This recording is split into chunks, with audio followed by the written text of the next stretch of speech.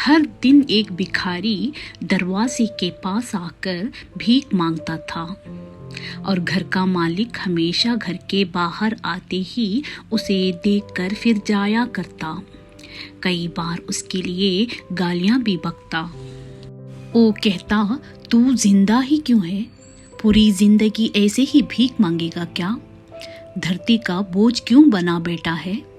और कभी कभी उस भिखारी को गुस्से में वो धक्का भी मार दिया करता।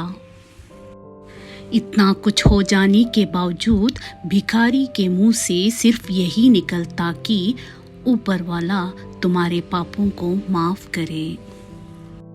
एक बार सेठ को धंधे में बड़ा नुकसान होने की खबर मिली। सेठ बहुत परेशान था कि तभी उसके दरवाजे पर वही भिखारी आया। गुस्से में अपना आप खोते हुए सेठ ने उस भिखारी को पत्थर से मारा। पत्थर लगने के कारण भिखारी का सर फूट गया और उसके सर से खून बहने लगा। फिर भी दर्द से कराहते हुए भिखारी ने इतना ही कहा, ऊपर वाला तुम्हारे पापों को माफ करे।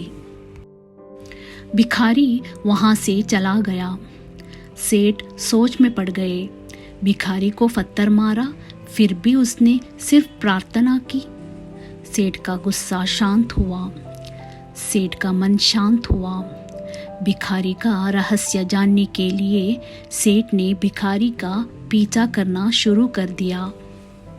भिखारी जहाँ जहाँ जाता सेठ उसके पीछे जाता।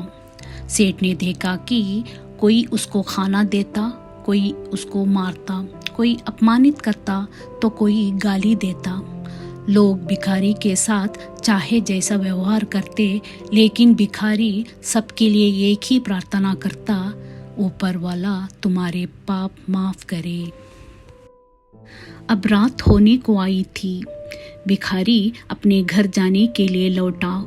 वो अपने घर पहुंच गया, लेकिन सेठ अब भी उसका पीछा कर ही रहा था।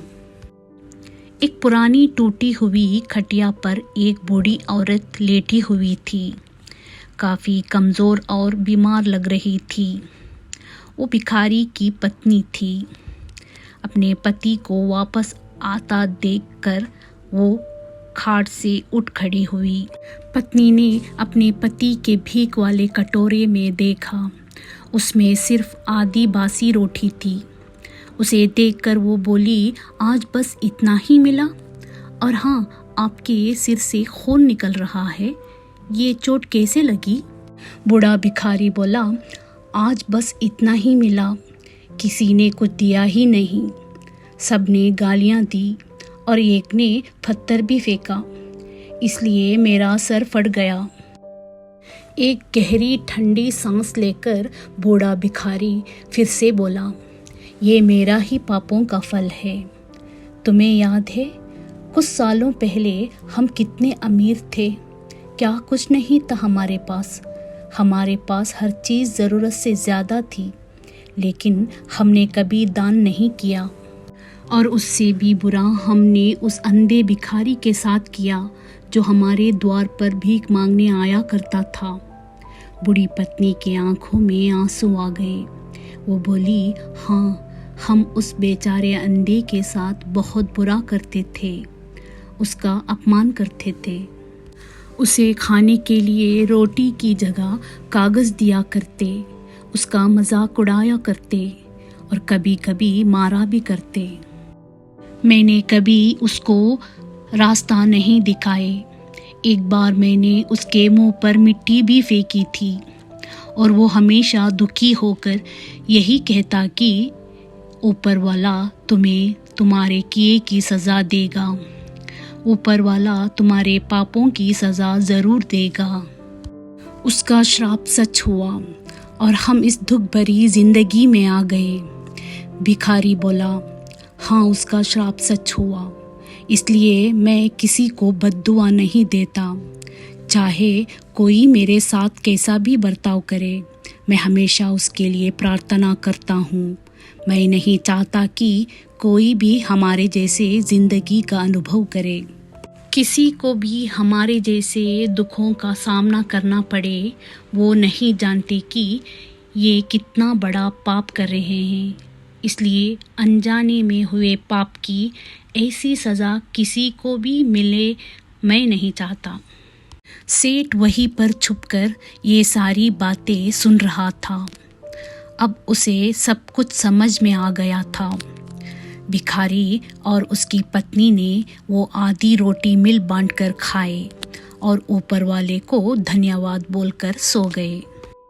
अगले दिन वही भिखारी फिर से भीख मांगने गया। सेठ के घर के पास जाते ही सेठ ने पहले से गरम रोटियां उसके लिए निकाल कर रखी थी। उसे देते हुए सेठ विनम्रता से बोला, माफ़ कर दीजिए बाबा, मुझसे बहुत बड़ी गलती हो गई। बूढ़ा भिखारी बोला, ऊपर वाला तेरा भला करे। इतना कहकर वो आगे निकल गया। इस कहानी से जो सीख लेने लायक है वो बड़ी ही सिंपल है कि आदमी चाहे किसी के बारे में बुरा कहे या भला करे, लेकिन ऊपर वाला सिर्फ कर्म के हिसाब से उसको फल देता है। क्या हुआ अगर ऊपर वाला नहीं दिखता है, लेकिन ये बात बिल्कुल सच है, उसके खाते में सबका हिसाब बहुत बहुत पक्का होता है। इसलिए जब किसी के लिए कुछ भी करो तो अच्छा ही करो। कहानी पूरी पढ़ने और सुनने के लिए धन्यवाद। दोस्तों, कहानी अच्छी लगी तो प्लीज़ चैनल को सब्सक्राइब कीजिए।